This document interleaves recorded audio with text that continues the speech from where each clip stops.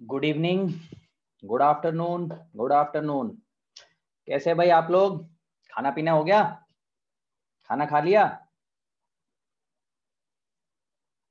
कौन कौन सोने के मूड में है? कौन कौन सोने के मूड में है? रेस्ट भी हो गया सर, बहुत बढ़िया, वेरी गुड। खा लिया? यो, गुड।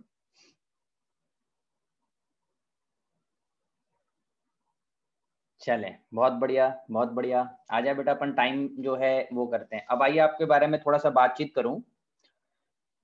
देखो, हाँ, नमस्कार नमस्कार नमस्कार सर। सुने यहाँ पर बात, आप थोड़ा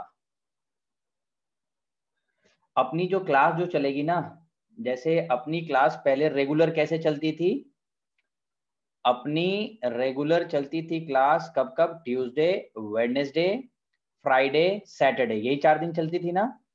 ट्यूसडे, वेडनेसडे, फ्राइडे, सैटरडे। तो ये तो 4 दिन तो चलेगी ही चलेगी, नॉर्मल, ये बिल्कुल नॉर्मल चलेगी। मेरी क्लास मंडे और थर्सडे को नहीं होती थी, है ना? मंडे और थर्सडे को नहीं होती थी, है ना? तो मंडे और थर्सडे को ही मैं उस टाइम क्या करूंगा, 1 घंटे या कभी 1.25 घंटे देख लेंगे, बहुत ज्यादा क्लास नहीं लेंगे। मंडे और थर्सडे को अपन जो है थोड़ा थोड़ा देर का अपन कवर करेंगे, है ना?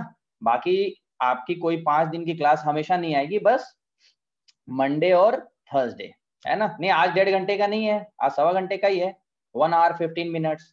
बेटा अपन बहुत पीछे चल रहे हैं, क्योंकि मैंने आपको बताया था 1 महीने का सिलेबस मुझे कवर अप करना है। और मैं नहीं चाहता बेटा कि 2-4 लेक्चर के चक्कर में जो है, 5 लेक्चर के चक्कर में मैं आपका टॉपिक खराब करूं, बिल्कुल मुझे नहीं पसंद है ना? भले ही मेरे साइड से टाइम जाए, बेटा आपके साइड से थोड़ा टाइम जाए, लेकिन टॉपिक को अच्छे से पढ़ना है, समझना है, अपने को रश नहीं करना है बिल्कुल भी, है ना? आपका बायोमोलिक्यूल्स भले ही हो गया है ना? बायोमोलिक्यूल्स, लेकिन वो 3 लेक्चर में कवर होता है, जबकि आपने 6 लेक्चर में पढ़ा है उसको। तो वो तो कहीं ना कहीं कटौती तो करनी पड़ेगी। और उसके बाद से सिलेबस कैसे आना है, अभी आगे जैसे मान लो इस टेस्ट के बाद नेक्स्ट सिलेबस आएगा, तो उसमें पूरा मॉड्यूल 2 आएगा, और उसमें पूरा मॉड्यूल 2 आएगा इस टेस्ट के बाद वाला। तो उस टाइम तक तो अगर हम रेगुलर क्लास करें तो अपना सिलेबस ही नहीं होगा, कभी नहीं हो सकता, है ना? और एट द एंड हमें नीड देना है। प्रगति, बहुत बढ़िया बात किया, एट द एंड हमें नीड देना है ना, तो you guys have to be ready. अभी मेहनत कर ले तो लास्ट में अपने को टाइम और मिल जाएगा। और रही बात अपने, जहां चाह है वहां राह है ना? बस मेंटली अगर कोई कोई भी थकता है तो मुझे लगता है मेंटली थकता है। अगर वो ठान ले कि मैं थका नहीं, तो वो कभी थक ही नहीं सकता। हम लोगों को देख लो, 5-5 क्लास लेते थे खड़े होकर ऑफलाइन में, कभी नहीं थके, कभी नहीं थके, है ना? तो मेंटली प्रिपेयर होना चाहिए, मेंटली प्रिपेयर रहो, टॉपिक समझ में आना चाहिए, ये इंपॉर्टेंट है। टाइम हम थोड़ा लगाएं, थोड़ा टाइम आप लगाओ, और फिर मजे से पढ़ें, है ना? चलें, आ जाएं। इसलिए मैंने कंटिन्यू क्लास ना लगाकर सोचा थोड़ा 2 घंटे का ब्रेक लग जाएगा तो अच्छा होगा, आप खा भी लोगे, थोड़ा रेस्ट भी ले लोगे, तो फिर जो है काम शुरू होगा। स्टार्ट करें बेटा, क्योंकि अपन एक्स्ट्रा क्लास भी ले रहे हैं और 3 मिनट वैसे ही खराब कर दिया है ना। चलिए, आइए, पिछले क्लास में मैंने आपको क्या बोला था? नीट तो क्रैक करना ही है, फोड़ना ही है, चाहे जो हो जाए। बिल्कुल सही बोला कुशाल, चाहे जो हो जाए, नीट तो बिल्कुल क्रैक करना है। और इस बार टेस्ट में आप बिल्कुल अच्छा करें, आप बिल्कुल जो है नेगेटिव मार्किंग पर बेटा कंट्रोल करें, है ना? नेगेटिव मार्किंग पर कंट्रोल करें, ये बहुत इंपॉर्टेंट है ना? चलिए, आइए, बात कर रहे थे अपन पिछले क्लास में, वो यह बात कर, बाकी आपको जो भी डाउट आती है, दिक्कत आती है, मैं फोन तो वैसे ही सबका रिसीव करता हूँ, है ना? तो आप मुझसे बिल्कुल बड़े आराम से जब चाहें मेरा वक्त लें, जब चाहें फोन करें, मैं बिल्कुल फ्री रहता हूँ, जब भी तब मैं उठा लेता हूँ कॉल।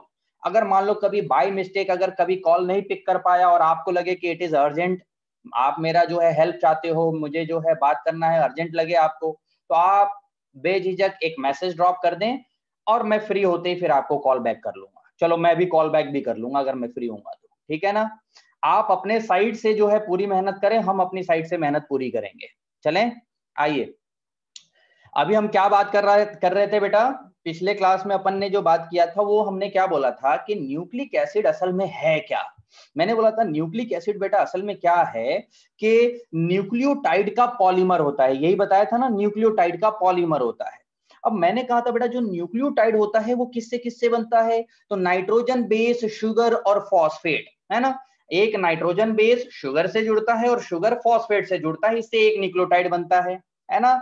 फिर हमने बोला यहाँ पर मॉलिक्यूलर बेसिस ऑफ इनहेरिटेंस के अंदर कि ये जो नाइट्रोजन बेस शुगर जो जुड़ता है वो आप सबको पता है कि शुगर का फर्स्ट कार्बन जुड़ता है कि नहीं बेटा, शुगर का फर्स्ट कार्बन, और प्यूरिन हो सकता है नाइट्रोजन बेस या पायरिमिडीन। तो प्यूरिन है तो 9th नाइट्रोजन से कनेक्ट होता है तो डायरेक्शन 19 बन जाता है ग्लाइकोसाइडिक बॉन्ड का। और अगर ये शुगर का फर्स्ट कार्बन पायरिमिडीन से जुड़ता है तो वो पायरिमिडीन का फर्स्ट नाइट्रोजन से जुड़ता है तो लिंकेज हो जाता है ग्लाइकोसाइडिक बॉन्ड का डायरेक्शन 1-1, है कि नहीं। ये तो बन गया बेटा यहाँ पर न्यूक्लियोसाइड। हमने कहा था ना नाइट्रोजन बेस और शुगर इनको जोड़ लो तो न्यूक्लियोसाइड बन जाता है, और उससे फिर फॉस्फेट को जोड़ दो तो न्यूक्लियोटाइड बन जाता है। अब आप सबको पता है कि बेटा जो न्यूक्लियोटाइड होता है उस न्यूक्लियोटाइड के अंदर कुछ ऐसी कंडीशंस बने होते हैं, न्यूक्लियोटाइड के अंदर कुछ ऐसे कंडीशन होंगे। अब न्यूक्लियोटाइड के अंदर जो है मैंने आपको बताया जैसे फॉस्फेट है, फॉस्फेट के अंदर आपको पता है OH ग्रुप भी होते हैं, और OH ग्रुप क्या करेगा, जो शुगर का OH ग्रुप है और जो एसिड का यहाँ पर फॉस्फेट का OH ग्रुप है इसके बीच में रिएक्शन होकर एक मॉलिक्यूल वाटर निकल जाएगा और यहाँ पर फॉस्फोईस्टर बॉन्ड का फॉर्मेशन हो जाएगा। इस तरह से 1 न्यूक्लियोटाइड का फॉर्मेशन हुआ। बेटा एक मैं सवाल आपसे पूछता हूं, जरा जवाब देने की कोशिश करना। एक न्यूक्लियोटाइड के फॉर्मेशन में कुल कितने वाटर मॉलिक्यूल निकले? नाइट्रोजन बेस शुगर और फॉस्फेट को जोड़ने में कुल कितने वाटर मॉलिक्यूल निकले? 2 निकले ना बेटा। एक तो निकला ग्लाइकोसाइडिक बॉन्ड बनाने में, जो कि शुगर का फर्स्ट कार्बन नाइट्रोजन बेस के नाइट्रोजन से जो जुड़ रहा था तो वहां से एक वाटर मॉलिक्यूल निकला। तो देखो एक वाटर मॉलिक्यूल यहां निकला और दूसरा वाटर मॉलिक्यूल कहां निकला था बेटा? फॉस्फोईस्टर बॉन्ड बनाने में, है कि नहीं? ठीक है, शुगर में है ना भाई, कार्बन नंबर 5th पर OH ग्रुप होता है और कार्बन नंबर 1st पर OH ग्रुप होता है ना। तो 2 वाटर मॉलिक्यूल निकलेंगे। तो मैं बोलूं एक न्यूक्लियोटाइड बनाने में कितने वाटर मॉलिक्यूल निकलते हैं? तो 2 वाटर मॉलिक्यूल। मैं बोलूं कि यहां पर बताओ 2 न्यूक्लियोटाइड बनाने में कितने वाटर मॉलिक्यूल? तो 4 वाटर मॉलिक्यूल निकलेंगे। क्लियर? ऑल क्लियर है ना। अब मैं बोलूं बेटा एक न्यूक्लियोसाइड से एक न्यूक्लियोटाइड बनाने में कितने वाटर मॉलिक्यूल निकलेंगे? एक न्यूक्लियोसाइड से एक न्यूक्लियोटाइड बनाने में, हाँ। तो बेटा न्यूक्लियोसाइड से न्यूक्लियोटाइड बनाने में जरा बताओ कौन सा बॉन्ड बनेगा? न्यूक्लियोसाइड से न्यूक्लियोटाइड बनाने में कौन सा बॉन्ड बनेगा? फॉस्फोईस्टर बॉन्ड, है कि नहीं। और इसी के लिए एक वाटर मॉलिक्यूल रिलीज हो जाएगा। तो एक न्यूक्लियोसाइड से एक न्यूक्लियोटाइड बनाने में फॉस्फोईस्टर बॉन्ड के सिंथेसिस में एक ही वाटर मॉलिक्यूल रिलीज होगा। ठीक है, ये हमने देखा था बेटा एक न्यूक्लियोटाइड का सिंथेसिस। अब मैं क्या बताता हूं बेटा, न्यूक्लिक एसिड का सिंथेसिस। न्यूक्लिक एसिड क्या है बेटा? Polymer of nucleotide. देखो मैंने एक एक्स्ट्रा स्लाइड ऐड किया है, मैं एक्स्ट्रा स्लाइड ऐड करके समझाऊंगा, अच्छे से समझाऊंगा, थोड़ा टाइम लगे 10 मिनट 15 मिनट कोई दिक्कत नहीं है, चीजें समझ में आना चाहिए, ये इंपॉर्टेंट है। अब जरा देखो बेटा, ये दिख रहा है एक न्यूक्लियोटाइड है, ये दिख रहा है ना, ये पूरा एक न्यूक्लियोटाइड है और ये एक दूसरा न्यूक्लियोटाइड है। तो हमारे पास 2 न्यूक्लियोटाइड शो किया, अभी मैंने यहाँ पर 2 बनाया है ना, 2 न्यूक्लियोटाइड बनाया है। आपको दिख रहा है इस फर्स्ट कार्बन से यहाँ पर बेस जुड़ा है और ये देखो 5th कार्बन से यहाँ पर ये जुड़ा है फॉस्फेट। तो जरा बताओ यहाँ पर जो बॉन्ड अभी बना होगा, जो इस जगह पर बॉन्ड बना होगा, आप मुझे बताना कि इस बॉन्ड का क्या नाम दिया जाए? इस बॉन्ड का क्या नाम दिया जाए? इस बॉन्ड का ग्लाइकोसाइडिक बॉन्ड या एन ग्लाइकोसाइडिक बॉन्ड कहेंगे ना? ग्लाइकोसाइडिक बॉन्ड या एन ग्लाइकोसाइडिक बॉन्ड, आपकी मर्जी पड़े जो भी कहें, ठीक है ना। एन इसलिए कह रहे हैं क्योंकि नाइट्रोजन बेस के एन से जुड़ा हुआ है ना, नाइट्रोजन बेस के एन से जुड़ा हुआ है, इसलिए एन ग्लाइकोसाइडिक बॉन्ड के नाम से जानते हैं। और यहां पर जरा बताओ तो बेटा ये वाला कौन सा बॉन्ड बना है? ये वाला फॉस्फोईस्टर बॉन्ड है ना, शॉर्ट में लिख रहा हूं पीई, शॉर्ट में लिखा है पीई, फॉस्फोईस्टर बॉन्ड है ना, बिल्कुल सही बात। इसी तरह से बेटा यहां पर अगर आप देखें तो आपको इस जगह पर भी नजर आएगा, ये बॉन्ड देखोगे तो ग्लाइकोसाइडिक बॉन्ड, ग्लाइकोसाइडिक बॉन्ड। और ये वाला अगर आप देखोगे बॉन्ड तो आपको दिख जाएगा बेटा, शॉर्ट में लिख रहा हूं फॉस्फोईस्टर बॉन्ड, ठीक है ना। अब क्या होता है, हमने क्या कहा कि ये जो एक न्यूक्लियोटाइड है ये दूसरे न्यूक्लियोटाइड से जुड़ेगा। अब थोड़ा ध्यान से देखना बेटा, जहां पर मैं रिएक्शन कराने जा रहा हूं, देखो जो ऊपर में मैंने न्यूक्लियोटाइड बनाया उसके शुगर का OH और जो नीचे में मॉलिक्यूल बनाया है उस कार्बन के 5th मॉलिक्यूल के फॉस्फेट के बीच में रिएक्शन होकर के यहां से निकलता है एक मॉलिक्यूल वाटर। दिखा क्या? शुगर के 5th कार्बन से इस दूसरे शुगर के 5th कार्बन और पहले शुगर के 3rd कार्बन के बीच OH OH के बीच में रिएक्शन होकर वाटर निकल रहा है। ठीक है ना? तो यहां पर क्या हुआ, एक वाटर मॉलिक्यूल रिलीज हो गया। अब ये वाटर मॉलिक्यूल रिलीज होकर के यहां पर भी एक और बॉन्ड सिंथेसिस होता है और इस बॉन्ड को भी कहते हैं बेटा फॉस्फोईस्टर बॉन्ड। इसको भी क्या नाम दे दिया? फॉस्फोईस्टर बॉन्ड। और यहां से दोनों को मिला दो तो कहते हैं बेटा फॉस्फोडाईस्टर बॉन्ड। क्या कहेंगे? फॉस्फोडाईस्टर बॉन्ड। ठीक है ना? फॉस्फोडाईस्टर बॉन्ड। तो फॉस्फोडाईस्टर बॉन्ड में हुआ क्या बेटा, कैसे बना? ये एक न्यूक्लियोटाइड है ऊपर में और एक दूसरा न्यूक्लियोटाइड है। ठीक है, निकलता H2O है, एक O ऑक्सीजन यहां पर एक रह जाएगा, है ना? यहां से H2O निकलेगा, एक ऑक्सीजन रह जाएगा बीच में, इस जगह पर H2O ही निकलता है। तो ध्यान रहे, फर्स्ट शुगर के 3rd कार्बन और सेकंड शुगर के 5th कार्बन के बीच में वाटर निकला है कि नहीं? फर्स्ट शुगर के 3rd कार्बन और हमने क्या बोला यहां पर, चलो मैं दूसरा कलर यूज करता हूं, ब्लू कलर देखता हूं। देखो बेटा ब्लू कलर देखो, ब्लू कलर, फर्स्ट शुगर के 3rd कार्बन का OH और सेकंड शुगर के 5th कार्बन के बीच में रिएक्शन हुआ है ना? यही तो हुआ है। तो यहां से आपको बॉन्ड बना एक और, तो ये जो एक और बॉन्ड मिला इसको हमने कह दिया क्या चीज? फॉस्फोईस्टर बॉन्ड। जो यहां पर भी बनेगा इसको भी कह दिया फॉस्फोईस्टर बॉन्ड। अब जरा देखो, इस फॉस्फेट से 2 ईस्टर बॉन्ड हो गए ना, एक तो ये ईस्टर बॉन्ड हो गया और एक तो ये ईस्टर बॉन्ड हो गया, और दोनों को मिला करके क्या कह दिया? फॉस्फोडाईस्टर बॉन्ड। एक और मैं आपको बना करके दिखाता हूं बेटा, ध्यान से देखना, ध्यान से देखना। ये देख बेटा, यहां पर ये है शुगर, एक और न्यूक्लियोटाइड बना रहा हूं, पहला कार्बन, दूसरा कार्बन, तीसरा कार्बन, तीसरे कार्बन का यहां पर है OH ग्रुप। ठीक है, दूसरे कार्बन पर अगर H भी रख सकता हूं, OH भी रख सकता हूं, आपको पता है डीऑक्सी राइबोज होगा तो H होगा और राइबोज होगा तो OH होगा। डिपेंड करता है हम आरएनए का चैन बना रहे हैं या डीएनए का। अगर डीएनए का बनाएंगे तो शुगर डीऑक्सी राइबोज होगा, और अगर आरएनए का चैन बना रहे हैं, अगर आरएनए का चैन बना रहे हैं तो क्या होगा? आरएनए का चैन बना रहे हैं तो राइबोज शुगर होगा, है कि नहीं? तो यहाँ पर H और OH कुछ भी हो सकता है, डिपेंडिंग अपन कि आप किस तरह का चैन बना रहे हैं, आरएनए का चैन बना रहे हैं या डीएनए का चैन बना रहे हैं। अब देखो बेटा, जो फर्स्ट कार्बन है, इस फर्स्ट कार्बन से मैंने यहाँ पर बेस को अटैच किया है। ठीक है, अब आपको पता है कि ये तो हो गया 4th कार्बन, और इसके बाद से ये रहा बेटा 5th कार्बन। और आप सबको पता है कि 5th कार्बन को हमने पिछले स्लाइड में ही रिएक्शन करा करके फॉस्फेट से जोड़ा था, तो फॉस्फेट ये रहा। और हमने क्या कहा कि कार्बन नंबर 3rd, जरा देखो ब्लू कलर से दिखा रहा हूं, एक शुगर के कार्बन नंबर 3rd और दूसरे शुगर के कार्बन नंबर 5th से रिएक्शन होगा, जहां पर आपको दिख रहा है एक कार्बन नंबर 3 के OH और दूसरे शुगर के कार्बन नंबर 5th से फॉस्फेट के बीच में रिएक्शन होता है, और यहां रिएक्शन होकर के वाटर मॉलिक्यूल रिलीज होगा, और इस जगह पर फिर से क्या बॉन्ड बन जाएगा बेटा? एक और बॉन्ड बन जाएगा जिसको हम क्या कह देंगे? फॉस्फोईस्टर बॉन्ड। और यहाँ पर ऑलरेडी पहले से एक बना ही हुआ था एक न्यूक्लियोटाइड का फॉस्फोईस्टर बॉन्ड, इन दोनों को मिला देंगे तो बेटा क्या कहेंगे? फॉस्फोडाईस्टर बॉन्ड। बात आ रही समझ में? क्या कहेंगे? फॉस्फोडाईस्टर बॉन्ड। ठीक है ना?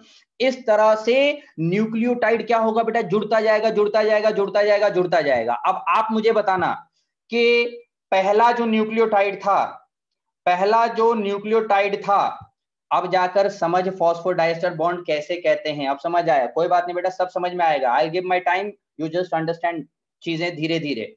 ये एक न्यूक्लियोटाइड है, इस न्यूक्लियोटाइड के शुगर का 3rd कार्बन, इस न्यूक्लियोटाइड के शुगर का 3rd कार्बन और दूसरे शुगर के कौन से कार्बन से रिएक्शन हुआ है बेटा? 5th carbon. यही तो हुआ ना? पहले शुगर के 3rd कार्बन से कौन सा ग्रुप रिएक्शन में पार्ट लिया है? पहले शुगर के 3rd कार्बन से कौन सा ग्रुप पार्ट लिया? हाँ बेटा, OH ग्रुप पार्ट लिया। वेरी गुड, OH दिख रहा है ना? 3rd कार्बन पर OH ग्रुप है। और दूसरे न्यूक्लियोटाइड के शुगर के 5th कार्बन से कौन सा ग्रुप पार्ट लिया है? दूसरे न्यूक्लियोटाइड के शुगर के कार्बन नंबर 5 से कौन सा ग्रुप पार्ट लिया? फॉस्फेट, फॉस्फेट है ना। तो ध्यान रहे, फर्स्ट शुगर का OH जो थर्ड कार्बन पर है, और सेकंड शुगर का फॉस्फेट जो कि 5th कार्बन पर है, इन्हीं के बीच में रिएक्शन हुआ और फॉस्फोडाइस्टर बॉन्ड बना है। क्लियर? ठीक है। अब मैं आपसे बात करता हूं बेटा, यहां पर जरा बताना, इस एंड पर इधर दिख रहा है क्या, जिधर ब्लू से मार्क कर रहा हूं, टॉप पर, बिल्कुल टॉप पर, टॉप पर, टॉप पर जरा बताओ रिएक्टिव ग्रुप कौन सा फ्री है, फॉस्फेट या OH?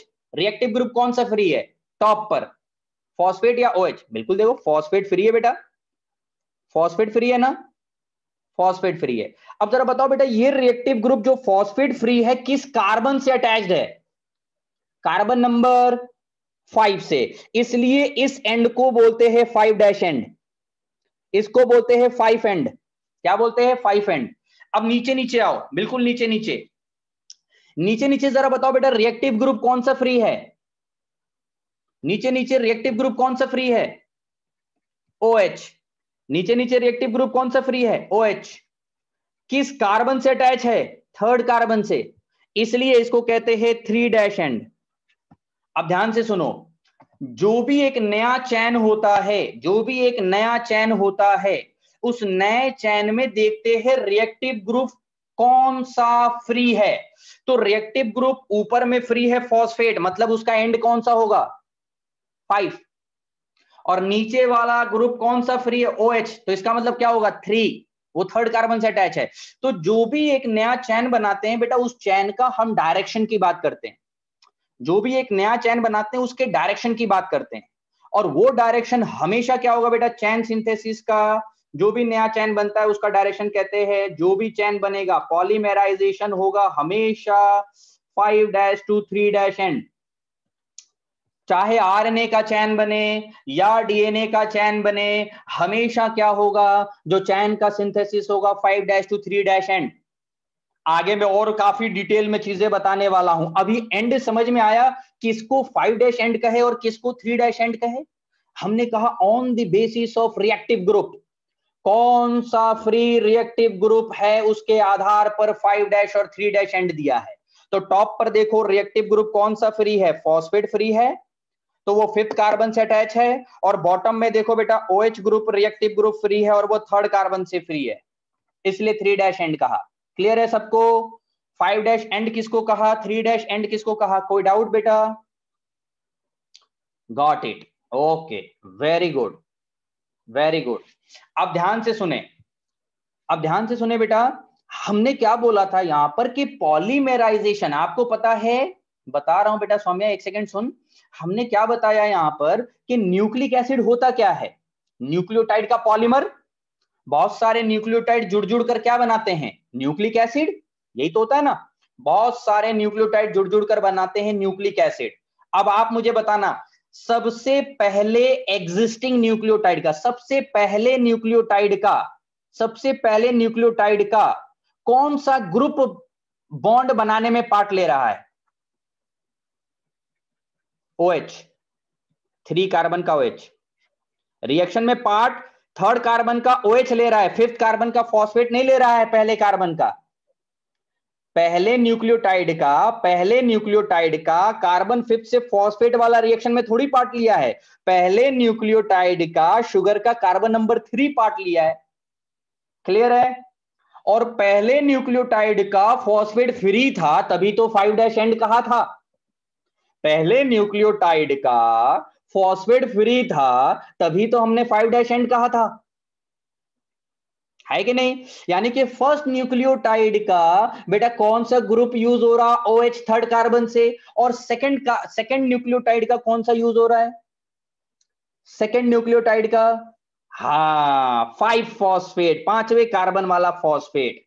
ठीक है, तो इस तरह से क्या होता है बेटा, जो भी नया चैन बनता है ना, हमेशा और हमेशा पहले न्यूक्लियोटाइड का OH ग्रुप यूज होता है, दूसरे न्यूक्लियोटाइड का फॉस्फेट यूज होता है, फिर बॉन्ड बनता है फॉस्फोडाइस्टर। फिर दूसरे न्यूक्लियोटाइड का मान लो तीसरा न्यूक्लियोटाइड से जोड़ना है, तो जो भी दूसरा न्यूक्लियोटाइड होगा उसका OH ग्रुप यूज होगा, और जो एक नया न्यूक्लियोटाइड ला रहे हो जुड़ने वाले के लिए उसका फॉस्फेट ग्रुप यूज होगा। मान लो 3 न्यूक्लियोटाइड जुड़ गए। अब मुझे एक बात बताना बेटा, चौथा न्यूक्लियोटाइड मेरे पास तो अभी स्पेस नहीं है, सपोज इमेजिन करो, तुम ही बताना बेटा, तीसरे न्यूक्लियोटाइड से मैं चौथा न्यूक्लियोटाइड अब जा रहा हूँ अगर जोड़ने, तो तीसरे न्यूक्लियोटाइड का कौन सा ग्रुप यूज होगा? जल्दी बताओ, तीसरे न्यूक्लियोटाइड का कौन सा ग्रुप यूज होगा? अरे वाह, बहुत बढ़िया, OH ग्रुप। देखो ये तीसरा न्यूक्लियोटाइड है ना, ये तीसरा न्यूक्लियोटाइड है, इसका OH ग्रुप, और जो आने वाला एक नया न्यूक्लियोटाइड आएगा, अब एक नया न्यूक्लियोटाइड आएगा, उसका कौन सा ग्रुप यूज होगा? फॉस्फेट। आ रही बात समझ में? बहुत बढ़िया, सबके जवाब बिल्कुल सही हैं, बहुत शानदार।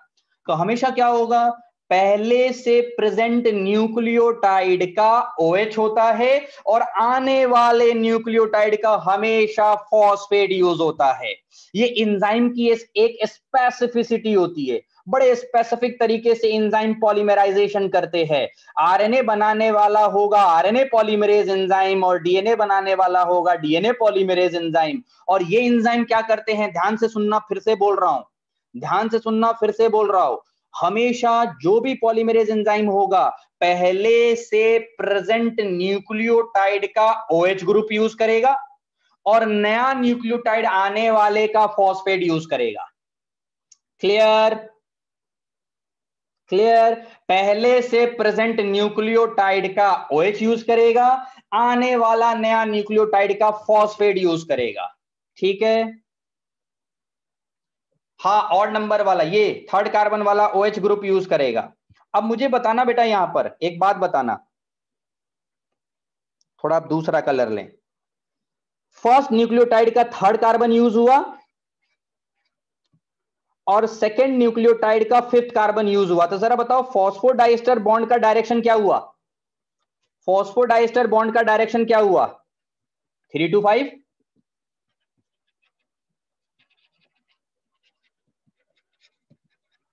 फॉस्फोडाइस्टर बॉन्ड का हो गया बेटा 3' to 5' डायरेक्शन, है ना? तो चैन बन रहा है बेटा 5 to 3 में, चैन तो बन रहा है 5 to 3 में, क्योंकि टर्मिनल एंड 5' वाला और टर्मिनल एंड 3 वाला फ्री है।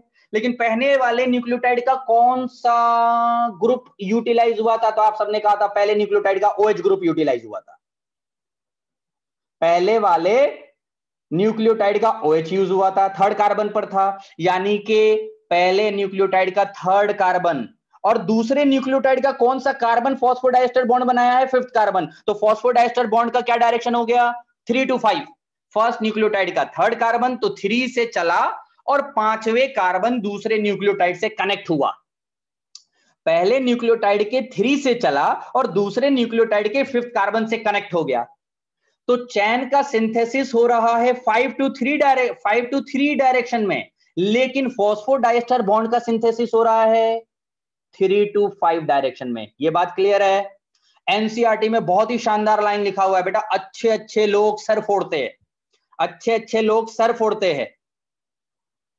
ये बात बिल्कुल क्लियर होनी चाहिए कि एक नया चैन जो बनता है वो 5 to 3 डायरेक्शन में चैन बनता है, लेकिन फॉस्फोडाइस्टर बॉन्ड 3 to 5 बनता है। क्लियर है ना? इसलिए मैं बहुत अलग से सेपरेट करके समझा रहा हूं, एक नया स्लाइड ऐड करके, ताकि मैं एक एक चीज दिखा सकूं आपको, एक एक चीज दिखा सकूं। एक डायग्राम में अपन बताते हैं तो चीजें क्लियर नहीं हो पाती। ठीक है? और बेटा एक बात ध्यान से सुने, मॉलिक्यूलर बायोलॉजी में, मॉलिक्यूलर बायोलॉजी में जो अभी हमने नया चैप्टर जो शुरू किया, मॉलिक्यूलर बेसिस ऑफ इनहेरिटेंस, बेटा इसमें डायरेक्शन बड़ा इंपॉर्टेंट है, इसमें डायरेक्शन बड़ा इंपॉर्टेंट है।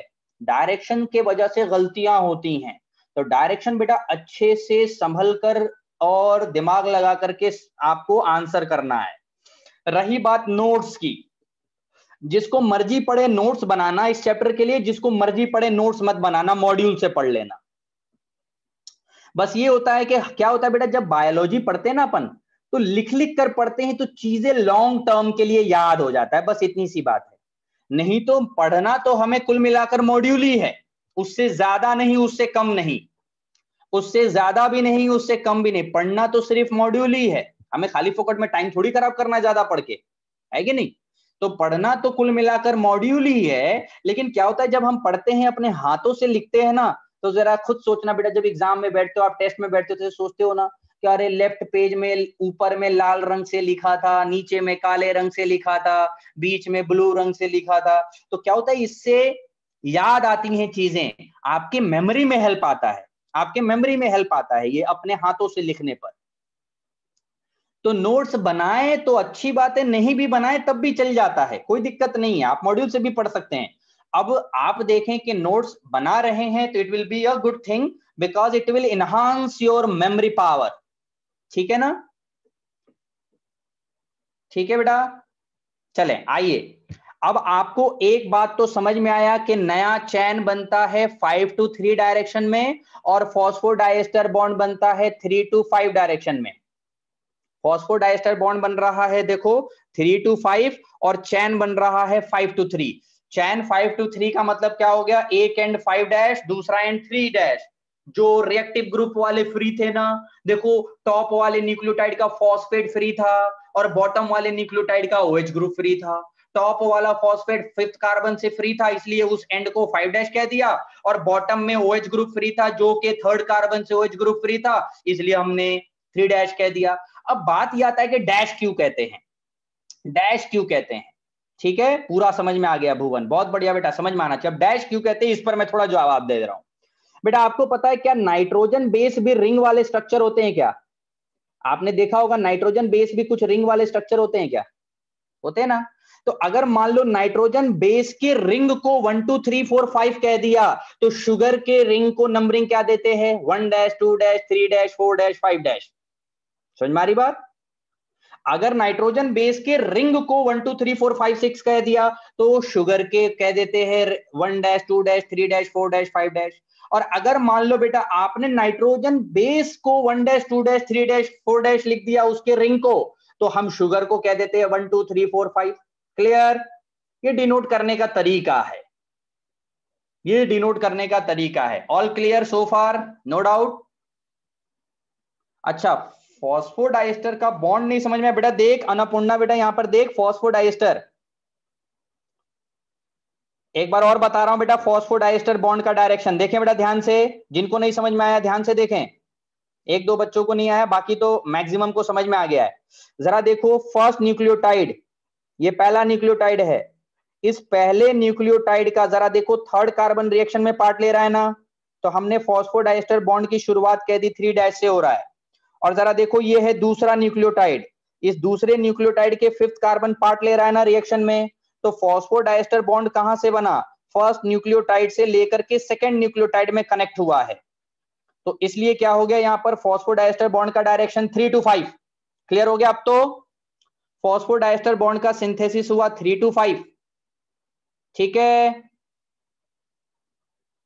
ये बताएंगे बेटा ऋषित बेटा, आएगा अभी धीरे धीरे आएगा, तो रुक जा अभी धीरे धीरे, अभी तो मैं थोड़ा थोड़ा आइडिया दे रहा हूं बेटा, अभी थोड़ा सा रुक जा। ठीक है ना, ओके।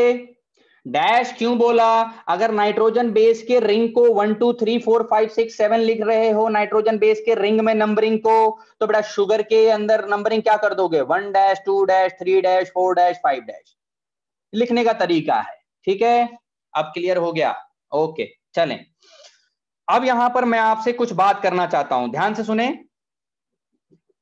यह है एक चैन का फॉर्मेशन, आपको मैं एक फॉर्मूला लिख करके दिखाया हूं बेटा, number of glycosidic bond, number of glycosidic bond, जहां पर n मैंने जो लिखा है, इस n का मतलब है नंबर ऑफ न्यूक्लियोटाइड, n का मतलब है नंबर ऑफ न्यूक्लियोटाइड। ठीक है, अब जरा देखो मैं यहां पर बताऊं तो कितना न्यूक्लियोटाइड दिखा रहा हूं, जरा देखो तो 1, ये है 2nd न्यूक्लियोटाइड, और ये है 3rd न्यूक्लियोटाइड, यहां पर 3 न्यूक्लियोटाइड दिखाया है ना। जरा बताओ 3 न्यूक्लियोटाइड है लेकिन ग्लाइकोसाइडिक बॉन्ड कितने बन रहे हैं, 3 न्यूक्लियोटाइड है और कितने ग्लाइकोसाइडिक बॉन्ड बन रहे हैं, 3 बन रहे हैं। ये देखो 1 2, और ये वाला बॉन्ड भी तो ग्लाइकोसाइडिक होगा कि नहीं होगा, 3 ग्लाइकोसाइडिक बॉन्ड मिल रहा है। यानी कि एक चैन में जितने न्यूक्लियोटाइड होंगे उतना ही ग्लाइकोसाइडिक बॉन्ड होगा। क्लियर है बेटा? जहां भी दिक्कत आए बताना। एक चैन में, I give you my time but you people have to understand it. मैं समझा के दम लूंगा भाई, नहीं समझ में आए तो बिल्कुल मेरे से आप फोन बात करके पूछें। आप समझ में आ रही बात कि हमने बोला यहां पर 3 न्यूक्लियोटाइड में तो हो गया यहां पर 3 ग्लाइकोसाइडिक बॉन्ड बनेगा, तो हमने लिख दिया N। तो नंबर ऑफ ग्लाइकोसाइडिक बॉन्ड का मतलब क्या हो गया N। N मतलब नंबर ऑफ न्यूक्लियोटाइड। सो एक चैन के लिए हम ये बात कर रहे हैं, एक स्ट्रैंड के लिए, ठीक है ना। 2 स्ट्रैंड के लिए बोलूंगा तो क्या करोगे, इंटू 2। 2 स्ट्रैंड के लिए क्या करोगे, इंटू 2। एक स्ट्रैंड के लिए मैंने ये फॉर्मूला तैयार किया है आपके लिए, है ना, ताकि कभी क्वेश्चन आए तो आप कर लो। एक स्ट्रैंड यानी कि ये एक चैन, जो ये एक चैन दिखाया ना मैंने, ये पूरा एक चैन, इसको कहते हैं एक स्ट्रैंड। ठीक है बेटा, जो ये मैंने एक स्ट्रैंड बनाया है ना, इसी को एक चैन या एक स्ट्रैंड कह रहे हैं। ठीक है, हाँ बेटा, मैं बिल्कुल बड़े आराम से चीजें एकदम ध्यान से सुनना आप। अब नंबर ऑफ फॉस्फोडाइस्टर बॉन्ड के लिए फॉर्मूला देखो, नंबर ऑफ फॉस्फोडाइस्टर बॉन्ड के लिए फॉर्मूला देखो, जरा देखो तो फॉस्फोडाइस्टर बॉन्ड कितना बना है, 1 और 2, 2 ही तो बना है ना। फॉस्फोडाइस्टर बॉन्ड दो ही बना है ना।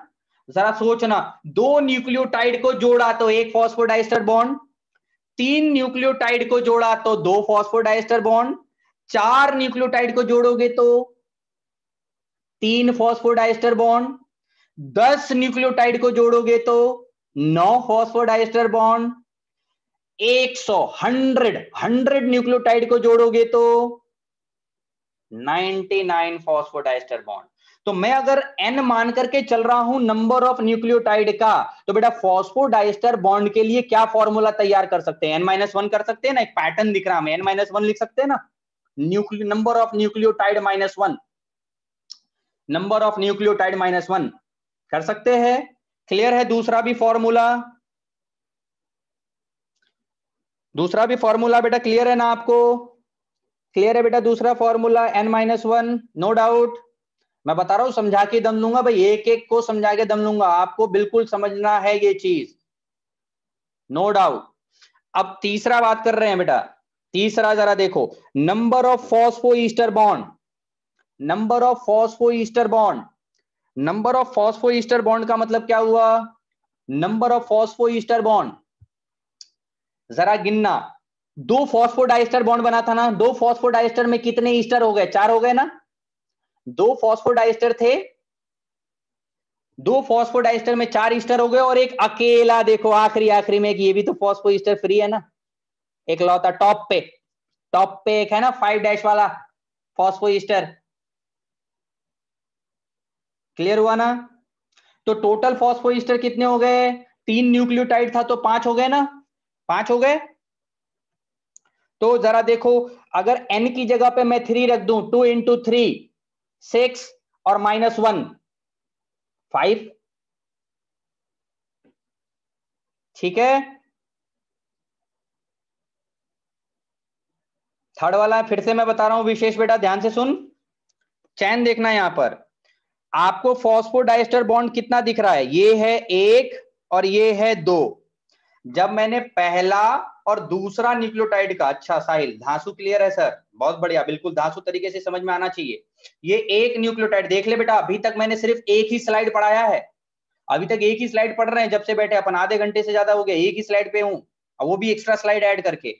ये देखो यहां पर, ये एक न्यूक्लियोटाइड है, इस एक न्यूक्लियोटाइड को दूसरे न्यूक्लियोटाइड से जोड़ रहे हैं, एक न्यूक्लियोटाइड को दूसरे न्यूक्लियोटाइड से जोड़ रहे हैं, तो एक फॉस्फोडाइस्टर बॉन्ड बनाना बेटा, एक फॉस्फोडाइस्टर बॉन्ड बनाना, और दूसरे को दिमाग पे छपा के दम लेंगे बेटा इसका, दूसरे को तीसरे से जोड़ रहे हैं तो एक और फॉस्फोडाइस्टर बॉन्ड बनाना, यानी कि 2 न्यूक्लियोटाइड जोड़ा तो एक फॉस्फोडाइस्टर बॉन्ड, 3 न्यूक्लियोटाइड को जोड़ा तो 2 फॉस्फोडाइस्टर बॉन्ड। ठीक है। तो फॉस्फोडाइस्टर में खुद से मुंह से निकल रही है बातें कि 2 ईस्टर है, तो 2 डाइस्टर का मतलब 4 ईस्टर,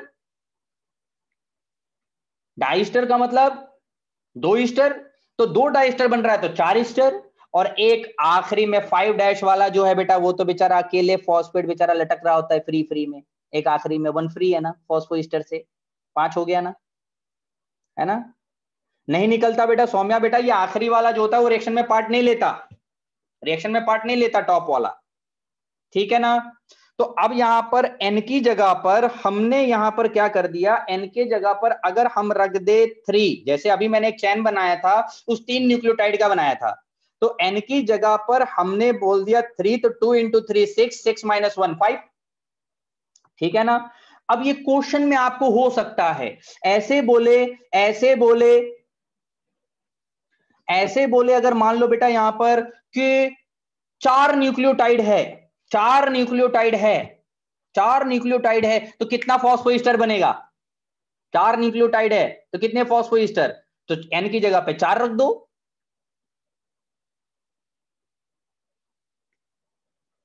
कितने फॉस्फोइस्टर बन जाएंगे, बिल्कुल 7 बन जाएंगे। सबके आंसर सही है, सबके आंसर, एक का भी गलत नहीं मिला, वेरी गुड।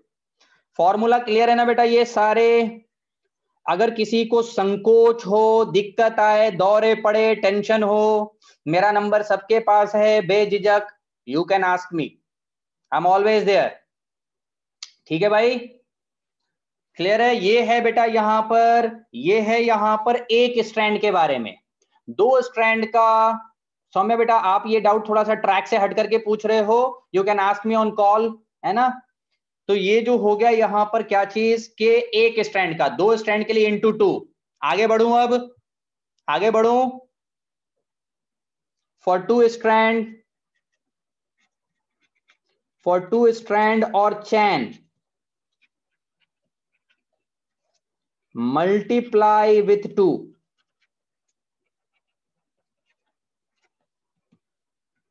ठीक है, क्लियर नाउ, ओके चलें आगे बढ़ते हैं। अब ये बेटा नेमिंग ऑफ न्यूक्लियोटाइड है ना, नंबर आप सबको पता है 8870516300, ठीक है ना। एक स्ट्रैंड का मतलब एक चैन, है ना, एक स्ट्रैंड का मतलब एक चैन, पॉलीमराइज होकर के एक चैन बन रहा था ना बेटा प्रिंस, एक चैन बन रहा था ना बेटा। हमेशा एक नए न्यूक्लियोटाइड जो आ रहे थे, जो एक नया न्यूक्लियोटाइड आ रहा था, वो नया न्यूक्लियोटाइड आने वाले का फॉस्फेट ग्रुप यूज हो रहा था और पहले से प्रेजेंट न्यूक्लियोटाइड का OH यूज हो रहा था। ऐसी तो पॉलीमराइजेशन होकर के एक चैन बन रहा था, एक स्ट्रैंड बन रहा था, ठीक है ना। अब एक स्ट्रैंड में हो सकता है 3 न्यूक्लियोटाइड भी हो सकता है 100 न्यूक्लियोटाइड भी जुड़ा हो सकता है 1000 न्यूक्लियोटाइड भी जुड़ा हो, ठीक है ना। हाँ चलें आगे आए। अब बेटा मैं आपको नाम थोड़ा समझाऊं, जैसे एडेनिन, ये नाइट्रोजन बेस है और शुगर है नाइट्रोजन बेस, और मान लो राइबोस शुगर से जोड़ दिया गया है, नाइट्रोजन बेस को अगर राइबोस शुगर से जोड़ दिया गया है तो ये जो बन रहा है न्यूक्लियोसाइड, ये तो आरएनए का न्यूक्लियोसाइड बनेगा ना, क्योंकि शुगर में क्या ऐड किया, ribose sugar, ribose sugar add किया यानी आरएनए का न्यूक्लियोसाइड बन रहा है। और इसी में न्यूक्लियोसाइड में फॉस्फेट जोड़ दे तो ये बन जाएगा आरएनए का न्यूक्लियोटाइड, ठीक है। अब देखो एडेनिन नाइट्रोजन बेस को जब हमने शुगर से जोड़ दिया तो बन गया अडीनोसिन, ठीक है। और अगर हमने इसको एक फॉस्फेट जोड़ दिया तो इसको कहते हैं अडिनाइलिक एसिड, और इसी को एक और नाम से जानते कहते हैं एएमपी। एएमपी का मतलब क्या हो गया, अडीनोसिन मोनोफॉस्फेट, अडीनोसिन मोनोफॉस्फेट। और अगर मान लो बेटा 3 फॉस्फेट जोड़ दे तो एडेनिन को शुगर से जोड़ दिया तो अडीनोसिन, और अगर 3 फॉस्फेट जोड़ दे तो एटीपी, एटीपी, ठीक है। अब जरा देखो, गुआनिन को राइबोस शुगर से जोड़ दिया तो बन गया गुआनोसिन नाम हो जाता है, और गुआनिसिन को एक फॉस्फेट जोड़ दिया तो गुआनाइलिक एसिड या गुआनोसाइन मोनोफॉस्फेट हो गया, और अगर 3 फॉस्फेट जोड़ दिया तो ट्राइफॉस्फेट, एक फॉस्फेट जोड़ दिया तो मोनोफॉस्फेट, 3 फॉस्फेट जोड़ दिया तो ट्राइफॉस्फेट, कितनी सी बात है। फिर इसके बाद से बात आती है यहां पर साइटोसिन। अब यहां ध्यान से देखो, जब शुगर से जोड़ दिया तो क्या बन गया, साइटिडीन, और अगर मैं इस साइटिडीन को फॉस्फेट से जोड़ दूं तो साइटिडाइलिक एसिड बन गया या सीएमपी बन गया, साइटिडीन मोनोफॉस्फेट, और अगर 3 फॉस्फेट को जोड़ दिया तो ट्राइफॉस्फेट बन जाएगा। ये याद करना है बेटा टेबल।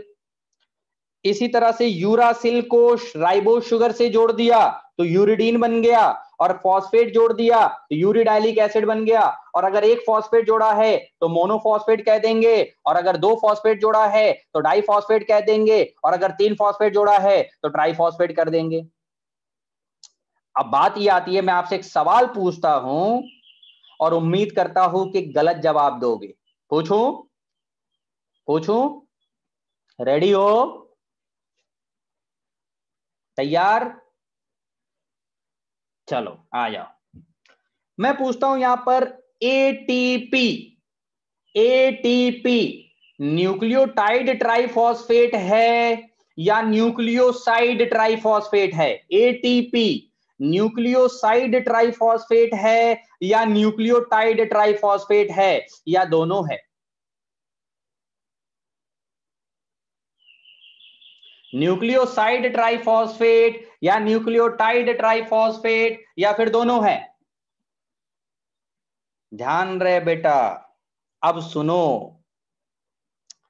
एटीपी, एटीपी इसको मिला करके ही हम कह रहे हैं न्यूक्लियोटाइड, इसको मिला करके ही कह रहे हैं हम न्यूक्लियोटाइड। समझ में आ रही बात? इस पूरे को मिलाकर फॉस्फेट को जोड़ करके तो न्यूक्लियोटाइड कहते हैं।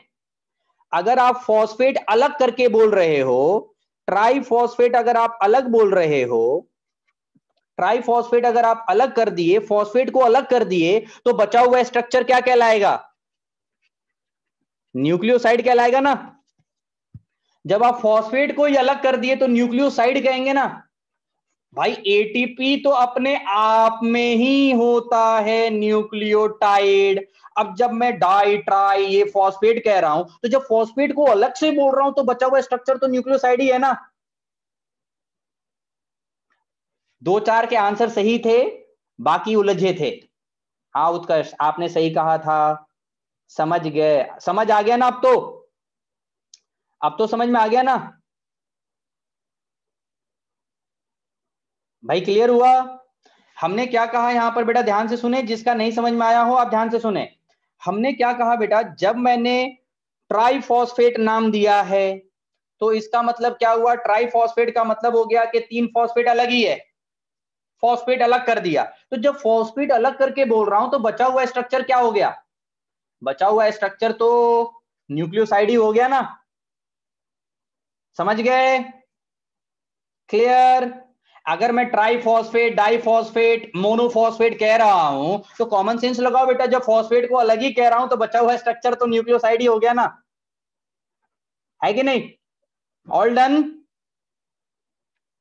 You can nail it right? You getting me? Hello? Done? Done? समझ में आ गया ना? एटीपी होता है न्यूक्लियोसाइड ट्राइफॉस्फेट, ना के न्यूक्लियोटाइड ट्राइफॉस्फेट। जरा पूछ के देख लेना चलते फिरते, बढ़िया बढ़िया लोगों को नहीं पता पड़ता है।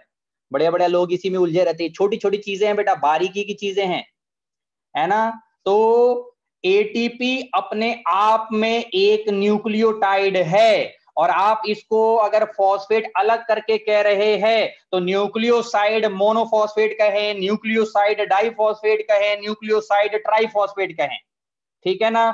अगर मोनोफॉस्फेट, डाइफॉस्फेट, ट्राइफॉस्फेट कह रहे हैं तो ध्यान रहे हम क्या कहेंगे? न्यूक्लियोसाइड। अब दूसरा सवाल पूछता हूं आपसे। दूसरा सवाल पूछूं? दूसरा सवाल पूछूं? उम्मीद है गलत जवाब आएगा। दूसरा सवाल पूछता हूं, उम्मीद करता हूं गलत जवाब आएगा। टाइम लेंगे अपन, कोई दिक्कत नहीं है, टाइम लगे लगे। दूसरा सवाल, चलो दूसरा सवाल। दूसरा सवाल ये है कि एटीपी जो है वो आरएनए का न्यूक्लियोटाइड है या डीएनए का न्यूक्लियोटाइड है? बताओ। एटीपी जो है आरएनए का न्यूक्लियोटाइड है या डीएनए का न्यूक्लियोटाइड है, या दोनों का न्यूक्लियोटाइड है? तो ध्यान रहे, एटीपी, एटीपी आरएनए का न्यूक्लियोटाइड है। क्यों? क्योंकि जरा देखो, डिऑक्सी एडिनोसाइन मोनोफॉस्फेट थोड़ी बोला है मैंने, एटीपी को एडिनोसाइन ट्राइफॉस्फेट बोला। और एडिनोसाइन कहने का मतलब क्या हुआ, उसमें शुगर कौन सा अटैच्ड है, राइबोज है। अगर मैंने एडिनोसाइन ट्राइफॉस्फेट कह रहे तो एडिनोसिन में राइबोज शुगर है, और राइबोज शुगर का मतलब वो आरएनए का न्यूक्लियोटाइड है। क्लियर? अगर राइबोज शुगर होगा तो बेटा वो आरएनए का न्यूक्लियोटाइड होगा ना। तो पहला बात मैंने बोला कि एटीपी न्यूक्लियोसाइड ट्राइफॉस्फेट है, और दूसरा मैंने बोला क्या चीज, दूसरा बोला मैंने एटीपी आरएनए का न्यूक्लियोटाइड है। क्लियर? एटीपी आरएनए का न्यूक्लियोटाइड है। क्लियर? एक और सवाल पूछूं, एक और सवाल पूछूं एक और सवाल पूछूं? हाँ चलो सुनो,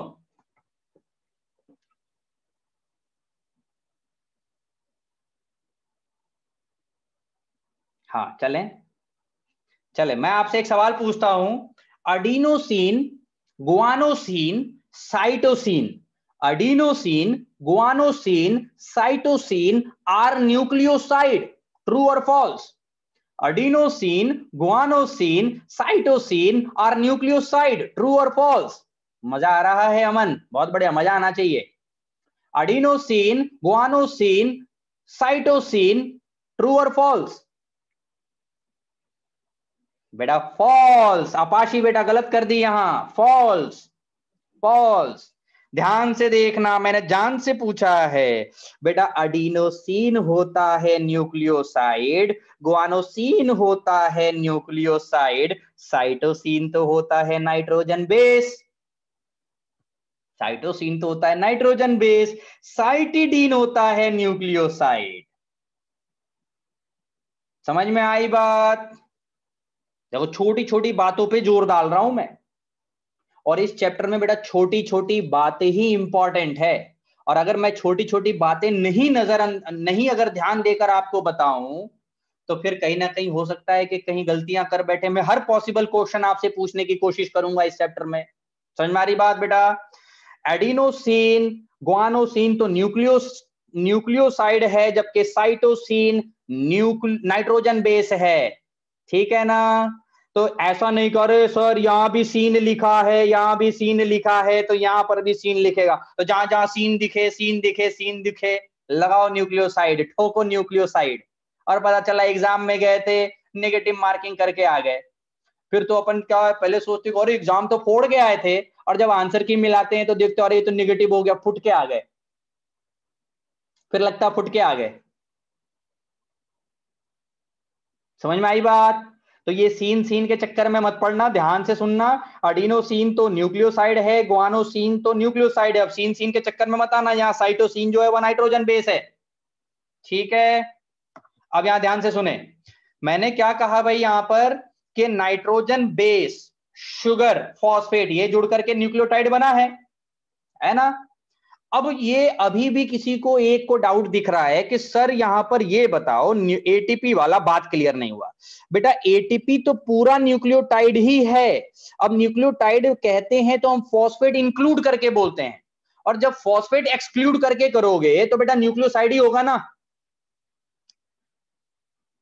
जब फॉस्फेट एक्सक्लूड करके करोगे तो बेटा बचा हुआ स्ट्रक्चर तो न्यूक्लियोसाइड ही हो जाएगा ना, है कि नहीं? तो न्यूक्लियोसाइड, फिर मोनोफॉस्फेट बोलो, न्यूक्लियोसाइड डाइफॉस्फेट बोलो, न्यूक्लियोसाइड ट्राइफॉस्फेट बोलो। ठीक है? क्लियर है भाई ये टेबल? कई बार बोला जाता है बेटा, अगर मैं मोनोफॉस्फेट डाइफॉस्फेट ट्राइफॉस्फेट, खुद सोचना बेटा तनीषा, अगर मोनोफॉस्फेट डाइफॉस्फेट मतलब कितने फॉस्फेट जुड़े हैं, इसको बताने के लिए मोनो डाई ट्राइफॉस्फेट बोलना पड़ेगा ना। और जब मोनो डाई ट्राई बोलोगे तो बचे हुए स्ट्रक्चर को तो न्यूक्लियोसाइड कहना पड़ेगा ना। ठीक है? बाकी आप मुझे कॉल कर सकते हैं भाई, यहां पर जो भी दिक्कत है, इतना तो बहुत अच्छे से समझाया भाई, बहुत दम लगा लिया मैंने। ठीक है? आगे बढ़ता हूं भाई, तीन ही स्लाइड हुआ अभी तक। ठीक है, मीनिंग सेम है निष्ठा, मीनिंग सेम है। आ जाएं बेटा, आ जाएं। अब बात कर रहा हूं बेटा, यहां पर जरा देखो तो, नाइट्रोजन बेस को जो मैं जोड़ रहा हूं, तो नाइट्रोजन बेस को जब मैं जोड़ रहा हूं डीऑक्सी राइबोज शुगर को, तो जरा बताओ ये न्यूक्लियोसाइड किसका होगा? डीएनए का होगा ना। डीएनए का होगा ना बेटा, डीएनए का होगा, है कि नहीं? डीऑक्सीराइबोस जोड़ रहे अपन, और ये न्यूक्लियोटाइड जब डीऑक्सीराइबोस से जुड़ करके फॉस्फेट जोड़ा होगा तो बेटा ये न्यूक्लियोटाइड किसका बनेगा? डीएनए का ही बनेगा। अब जरा देखो, एडेनिन को डीऑक्सीराइबोस से जुड़ा तो डीऑक्सी एडिनोसाइन बना, एडेनिन को डीऑक्सीराइबोस से जोड़ा तो डीऑक्सी एडिनोसिन बना, ठीक है? और डीऑक्सी एडेनिसिन में फॉस्फेट जोड़ा तो डीऑक्सी एडिनाइलिक एसिड बन गया, या डीऑक्सी एडिनोसाइन मोनोफॉस्फेट बन गया। एक ही फॉस्फेट जोड़ेंगे तो मोनोफॉस्फेट कह देंगे। तो ध्यान रहे, एटीपी आरएनए का न्यूक्लियोटाइड इसलिए कह रहे थे क्योंकि वहां पर एडिनोसिन था न्यूक्लियोसाइड, डीऑक्सी एडिनोसिन होता तो बेटा यहां पर डीऑक्सीराइबोस होना चाहिए, तो डीऑक्सी एडिनोसिन ट्राइफॉस्फेट लिखते डीएनए के न्यूक्लियोटाइड के लिए, जबकि एटीपी में जो फुल फॉर्म होता है वो एडिनोसिन ट्राइफॉस्फेट होता है, यानी वहां पर न्यूक्लियोसाइड एडिनोसिन है, डीऑक्सी एडिनोसिन नहीं है, ठीक है ना? ये तो हो गया पहला। दूसरा ग्वानिन है, डीऑक्सीराइबोस को जोड़ दिया तो डीऑक्सी ग्वानोसिन और डीऑक्सी ग्वानाइलिक एसिड बनेगा, फॉस्फेट जोड़ देंगे तो, और डीऑक्सी जीएमपी कह देंगे, ग्वानोसाइन मोनोफॉस्फेट, एक ही फॉस्फेट जोड़ेंगे तो बस डीऑक्सी प्रीफिक्स लगा देंगे। सारी बातें वही हैं, बाकी बस डीऑक्सी प्रीफिक्स लगा देंगे क्योंकि शुगर में क्या है? डीऑक्सी है, ठीक है ना? और आपको पता है बेटा आरएनए में तो होता है यूरासिल, लेकिन डीएनए में क्या होता है? थाइमीन, ठीक है ना? आरएनए में होता है यूरासिल और डीएनए में होता है थाइमीन, तो यहां कह दिया डीऑक्सीथाइमीन, थाइमिडीन, डीऑक्सीथाइमिडीन। अब जरूरी नहीं है कि आप यहां पर थाइमिडीन में डीऑक्सी लगाएं, आपकी मर्जी पड़े तो डीऑक्सी लगा भी सकते हैं, नहीं भी लगा सकते हैं, इट इज ऑप्शनल। थाइमिडीन के साथ डीऑक्सी लगाना ऑप्शनल है, क्यों? क्योंकि आप सबको पता है थाइमिडीन डीएनए में ही मिलेगा, आरएनए में थोड़ी मिलेगा, वहां तो यूरासिल होगा ना, है कि नहीं? क्योंकि ये ओनली इन डीएनए प्रेजेंट होगा। तो आपके ऊपर ऑप्शनल है, if you want to write deoxy you can write deoxythymidine, और if you want to write thymidine you can write thymidine also, it's up to you, because यहां confusion नहीं है, ठीक है ना बेटा? और जब यहां पर फॉस्फेट ग्रुप लगा दिया तो ये हो गया बेटा यहां पर क्या चीज? डीऑक्सी सीएमपी और डीऑक्सी टीएमपी। एक सवाल और पूछूं, एक सवाल और पूछूं यार, सवाल पूछ रहा हूं लेकिन कहीं ऐसे टाइम चला जाए, सवाल तो इसमें मैं इतने मजेदार पूछूं, इतने पूछूं कि कमी पड़ जाए, बहुत सवाल है अपने पास। सुनो सुनो, बोलता हूं बेटा, नाइट्रोजन बेस एक सेल में, in one cell, in one cell how many types of nitrogen base is present?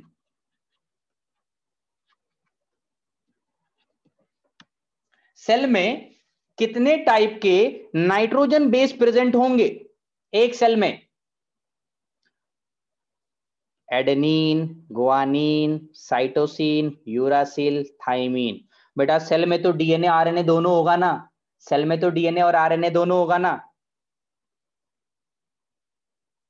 ठीक है? तो यहां पर देखो मैं ऐसे बता रहा हूं आपको, एक सेल में, ये तो सेल के अंदर बात किया, इन सेल, लेकिन अगर डीएनए में बोलूं तो जरा बताओ कितने टाइप के नाइट्रोजन बेस मिलेंगे? सेल में तो 5 टाइप, डीएनए में कितने टाइप के मिलेंगे? एडेनिन, ग्वानिन, साइटोसिन, थाइमीन, कितने टाइप के मिलेंगे डीएनए में? 4 टाइप के।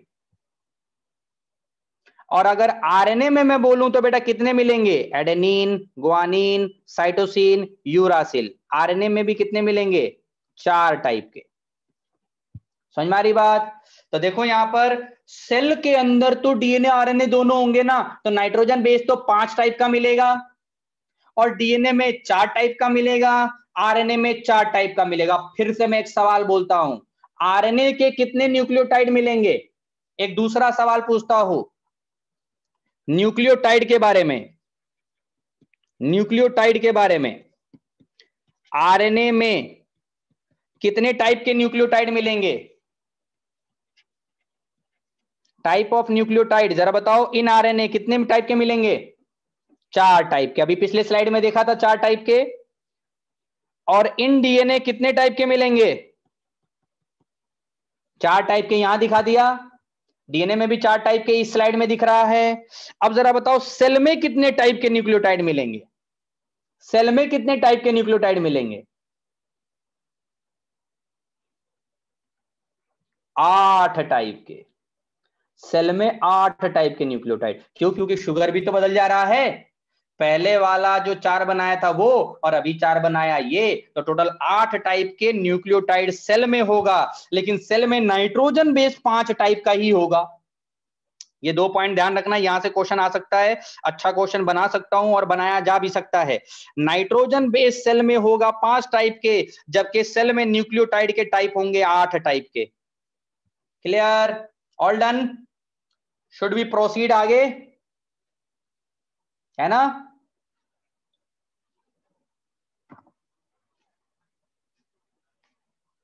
ओके।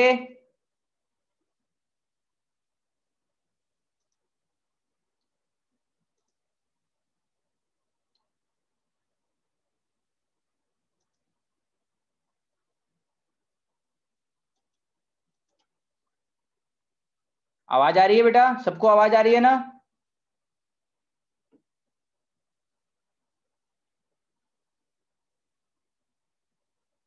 लैग क्यों हो रहा है बेटा? आवाज आ रही है सबको?